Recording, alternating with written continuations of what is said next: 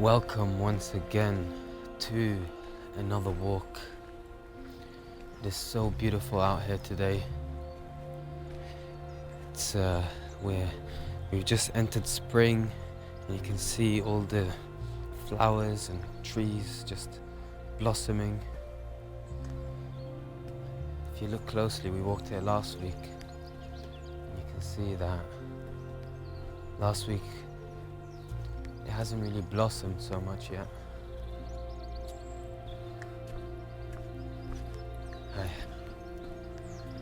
But give it another couple of weeks and you'll see a lot more colors just coming out of nature.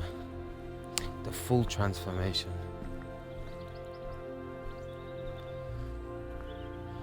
I hope you guys have been well.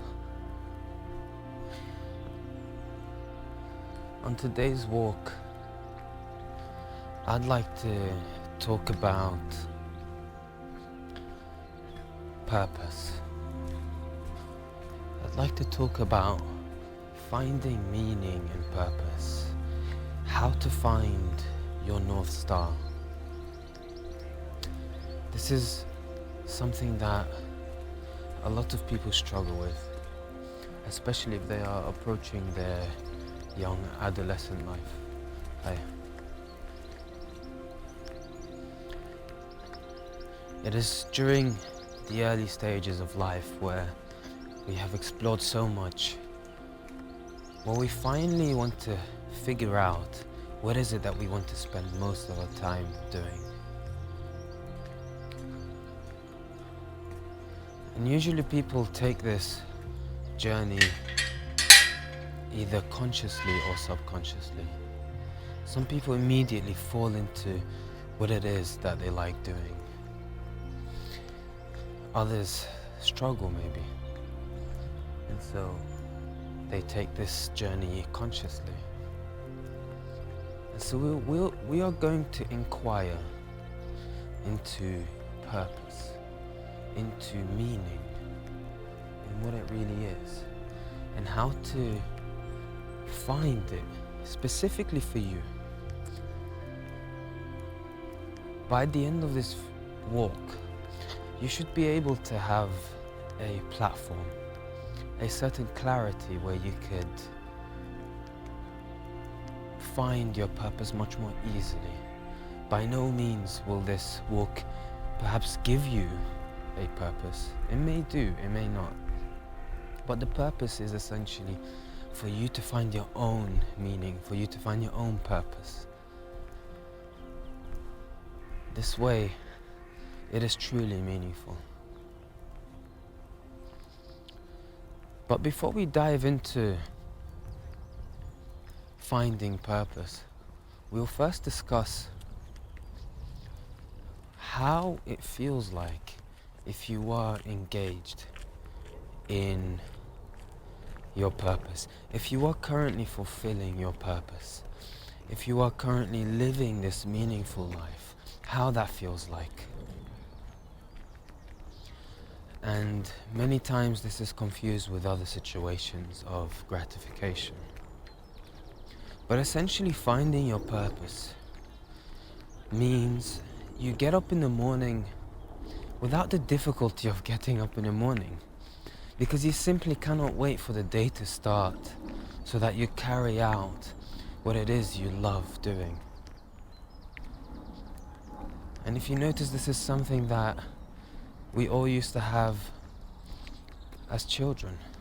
We used to love getting up in the morning. We hated going to sleep. And it's so funny how things have flipped around. We just can't wait to get to bed and sleep. Carrying out your purpose feels like you are fulfilled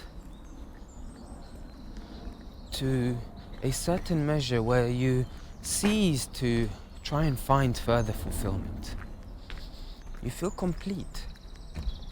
Once you have engaged in the activity that relates to your purpose, you are rejuvenated with a certain energy and a certain confidence that allows you to maneuver this life so freely. It is truly important to find your meaning.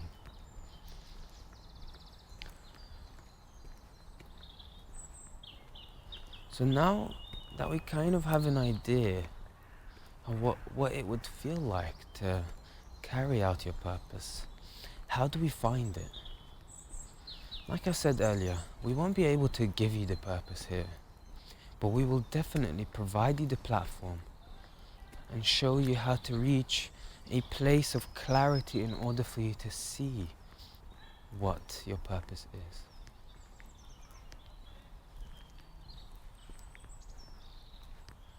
Now, we will start by looking at the nature of existence a bit more, because we need to really calibrate our vision, our perception into clarity in order for us to then be able to discuss things and look at it further.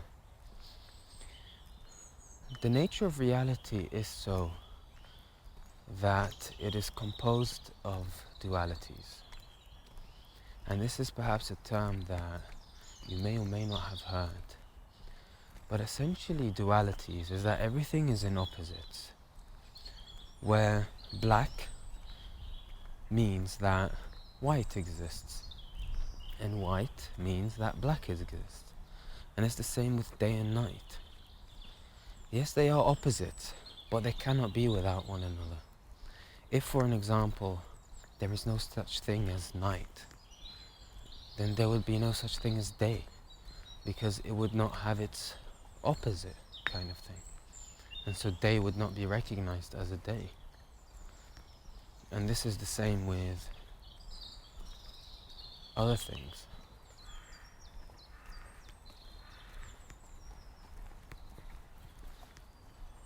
This can be seen across the animal world. There is gender, there is male and female. But the only reason why you recognize that there are females is because there are males. And if there are no males, then all there is females, and essentially it wouldn't be categorized as females because it doesn't need to be categorized, so to speak.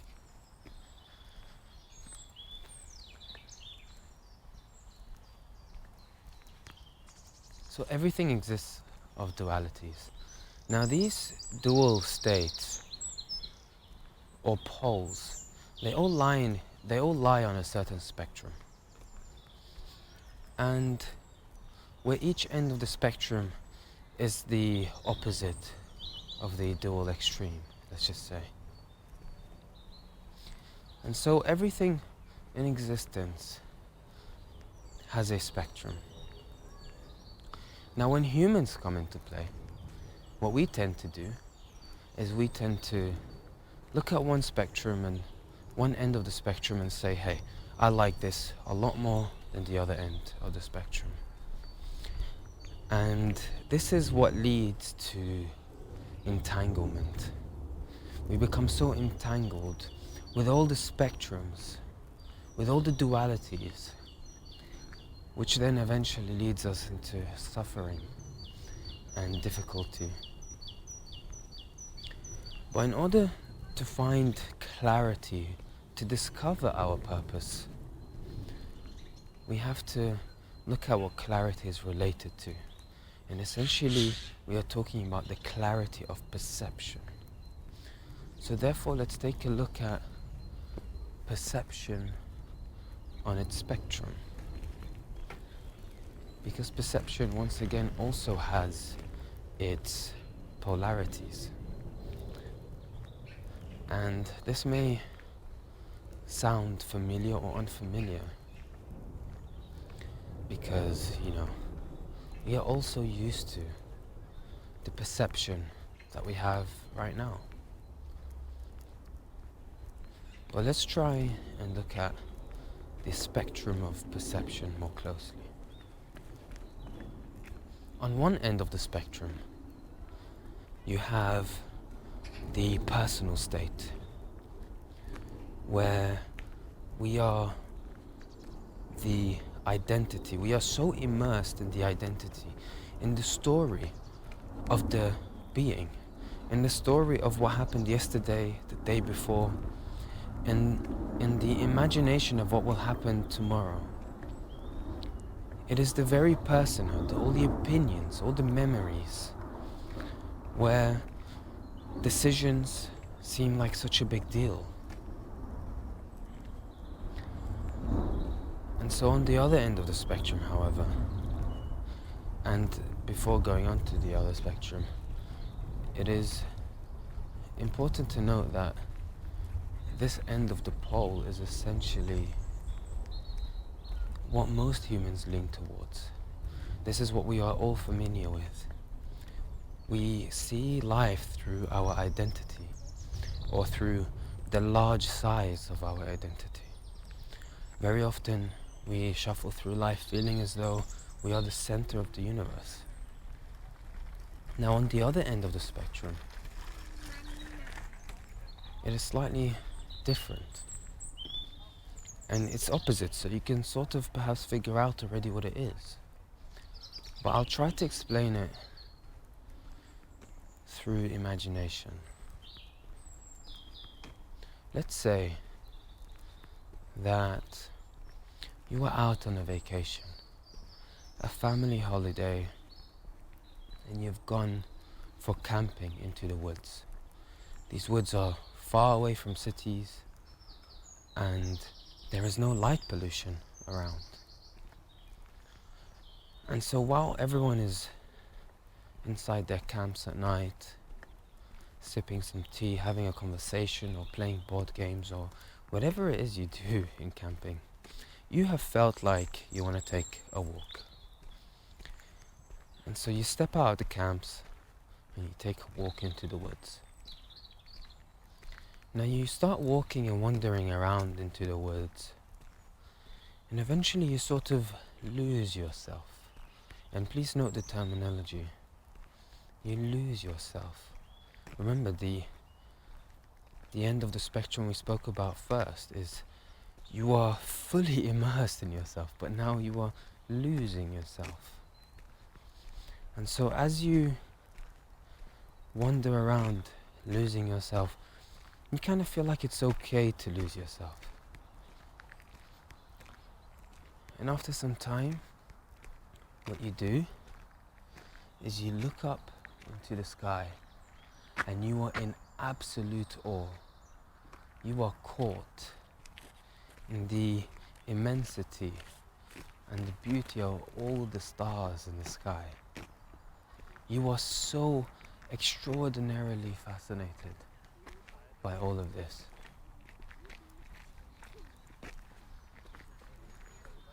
And so now the story of the personhood has become so small. It's almost like it's non-existent.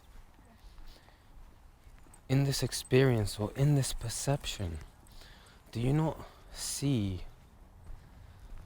or think about the assignment you need to complete tomorrow? Or you don't think to post on Instagram or flick through Facebook? You know, all the personal activities. But it's also important to know, however, that yes, there are these two spectrums, but essentially it is important to note that we don't like or dislike any of the spectrums. We always tend to try and romanticize one end of the spectrum. We always try to like one end more than the other. And like I said earlier, this leads to entanglement and suffering. What we seek is we seek balance. Yes, it's a cliche, but trust me that when people tell you it is important to find balance, it is probably the best advice they have ever given you. Because that's just the nature of existence. It is all such a delicate balance. And so let's try and tune in and be aligned with this balance.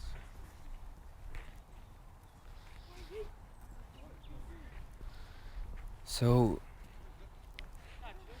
to give you an example of what I mean by the tendency to lean to one pole more than the other is, for an example, in the spiritual community, you'll find a tendency of people to try not to become over personal. They sort of begin to hate the more personal aspect of ourselves. But the truth is that the personal aspect cannot live without the non-personal perception. Rather than aspect, I meant perception. And so therefore,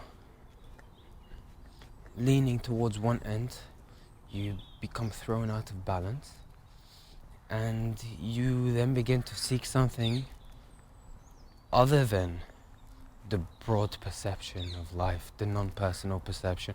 And so then you become perhaps overindulgent into personal aspects of life. You become overindulgent into social media.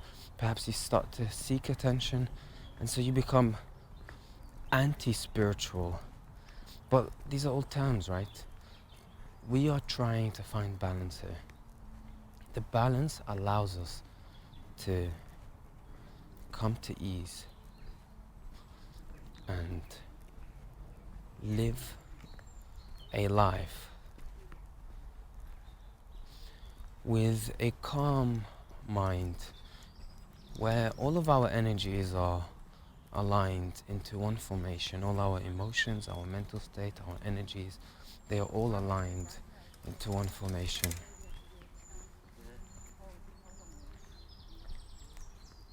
So now that we have realized that there are essentially the spectrums of duality, we have also realized that we have the tendency to lean towards one of the spectrums, and that we should find balance between the spectrums. Now this means that this is truly what open-mindedness should mean. It's essentially you accepting whatever end of the spectrum may arise within life, and you just go with the flow.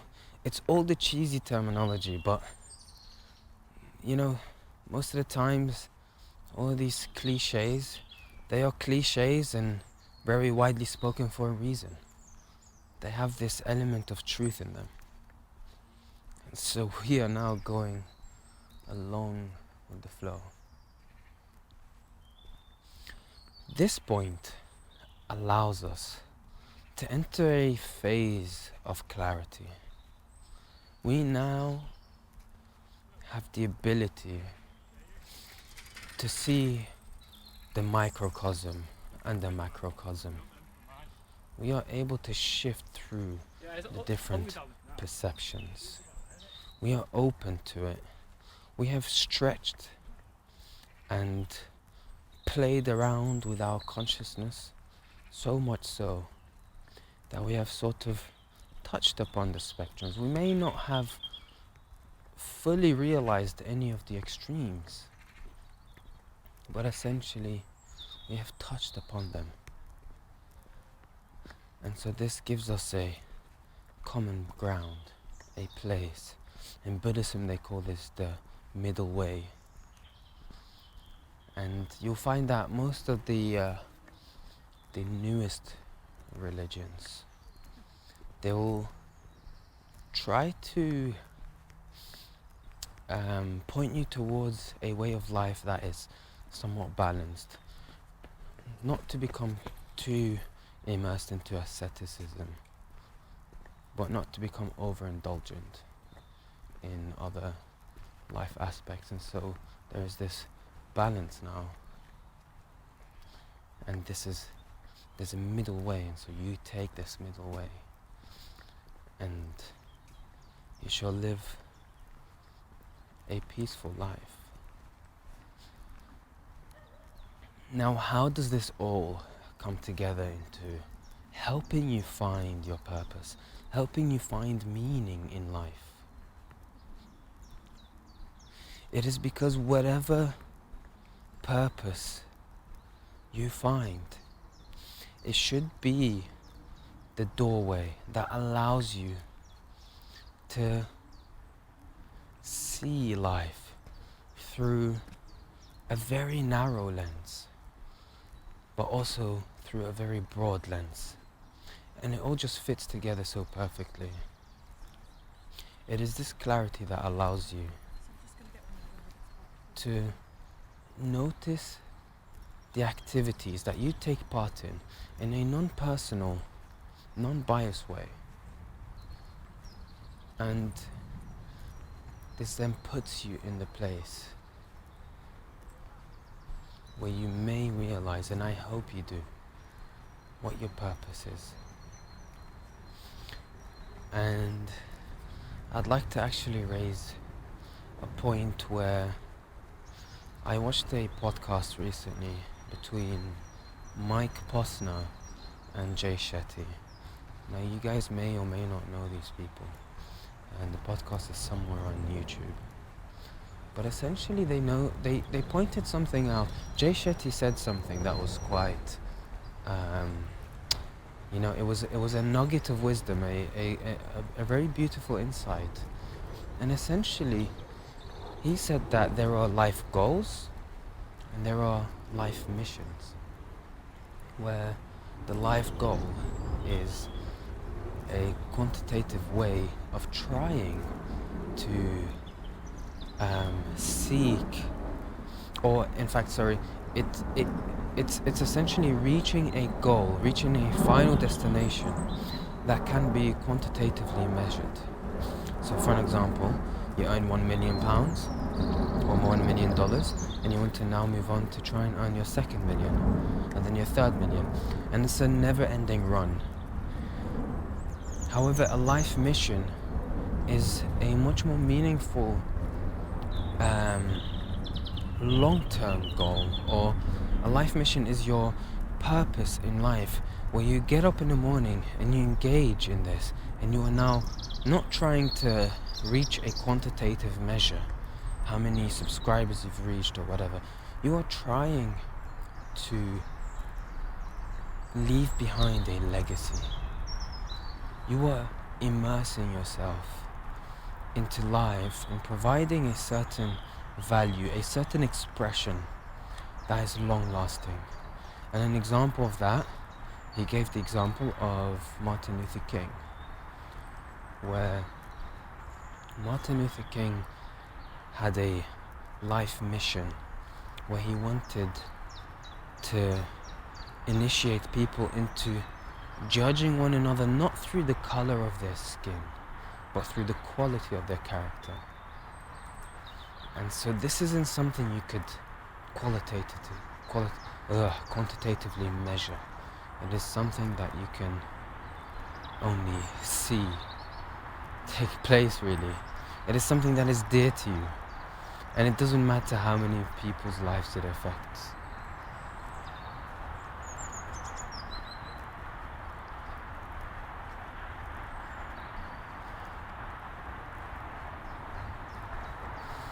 And so, I'd like to share with you my personal life mission. I really enjoy taking these walks for a reason. It is because the insights I share with you, the ideas, the thoughts, the analogies, everything I share with you, I have received during times where I am immersing myself into a sort of creative field where nuggets of insight, nuggets of wisdom are realized. They aren't created. I do not create these ideas. It's very difficult to explain. But essentially, what is created, however, are the analogies to try and explain these ideas. But do you ever find yourself just strolling through life and you just suddenly realize something? It doesn't matter what it is. It could be something small, big, whichever the case. you suddenly realize something, and it's almost as though the idea is given to you. And I find that taking walks provides for me the platform where I just receive these aha moments. So this is the way it is. This is the way it works. And so my life mission is to share these nuggets of wisdom with you guys. These nuggets of realization. And perhaps provide you with ways where you can form or enter this platform yourself. And it is completely personalized. I do it through taking a walk. Whether I am recording the walk or not, there are always things that I realize, even during the talk itself. As I'm speaking, I sometimes realize things, or I sometimes come up with a better way of explaining things. And it is something that I can do forever. And it is something that doesn't require me to put on any mask so that I, give you an image of something other than what there is. This is all there is. And that's a good point, actually. Perhaps trying to describe how it feels to carry out your purpose is essentially you are allowed to be yourself. Very often we put on different masks in different scenarios in life. We go out to socialize and we put on a mask. And then we come back home extremely exhausted. Because we are now acting, we are trying to portray an image to individuals that we want them to see so that they think certain things about us. And this can be extremely exhausting. And you may be sort of trapped by that, because if you show your true self all the time, you may find yourself to be vulnerable, you may find yourself, to be perhaps attacked, you may find yourself... In fact, a lot of people that have social anxiety is because of this. They find it difficult to fully act out the mask they are putting on. And so they are their true selves, and so they feel all the, let's say, symptoms of social anxiety because they feel like they aren't compatible, or they feel the need to try and fit in yet not fit in whilst trying to be themselves. It's a sort of entangled conflict.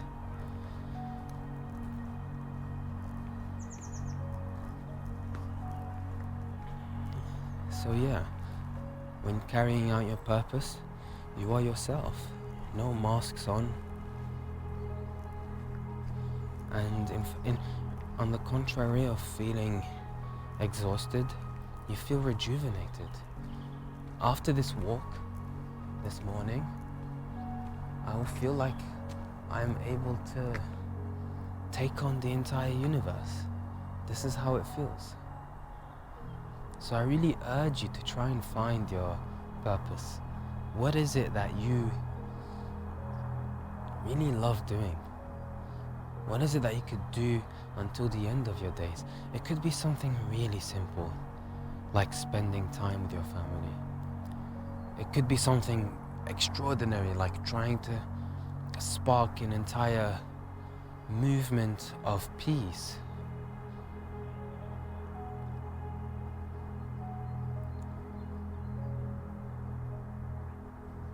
Just know that you are amazing, you are awesome, you have so much capacity within you. And you will find your purpose. And so my question to you is, if you have already found your purpose, what is it? Share it with me, I'd like to know. I read every single one of your comments. If you haven't found your purpose, what do you think it may be? Let's enter discussion. Perhaps you may be able to find it that way. But it's through clarity that we can see the clearest path. We can see where the next step should be taken. We can see through clarity that the next step is not to step into a pothole and trip over. And I'll leave it there. See you on the next walk.